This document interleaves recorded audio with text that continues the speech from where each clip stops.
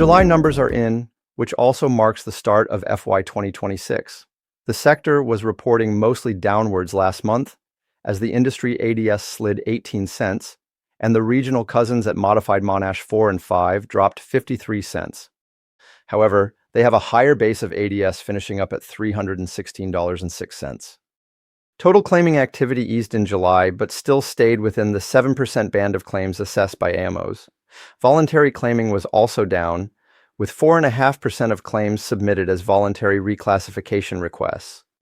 We've also seen the age of ANIC claims increase slightly since June, with just over 44% now more than 12 months old.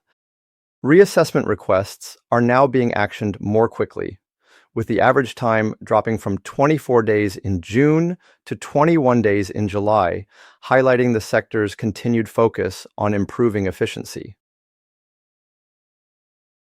Now, occupied bed days for providers remained stable, with the sector continuing to hover just shy of 92%. Contributing to the overall occupancy performance, we saw short-term stays under 6 months decline approximately 1.5% from June, with just over 21% of residents staying in care less than 6 months.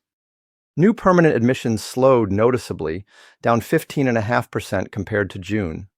Respite usage was also down by 8%, and the proportion of respite stays converting to permanent care dropped by just over 5%. The average age of new residential admissions was a slightly younger 85-year-old. Now, looking at advertised room pricing, in July, 282 services took the start of the new financial year as an opportunity to lift their highest room price, while 269 increased their lowest. That's a much larger group than in recent months, showing more providers are actively reviewing and updating their pricing at this time of year. These changes contributed to a 1.2% rise in the average advertised room price across the sector. Now, looking at workforce trends, July saw a strong lift across the sector. Total direct care time rose from 213 minutes in June to 220 minutes in July, an increase of 3.3%. RN minutes saw an even bigger jump, up around 7%, reaching 46.8 minutes of care per resident per day.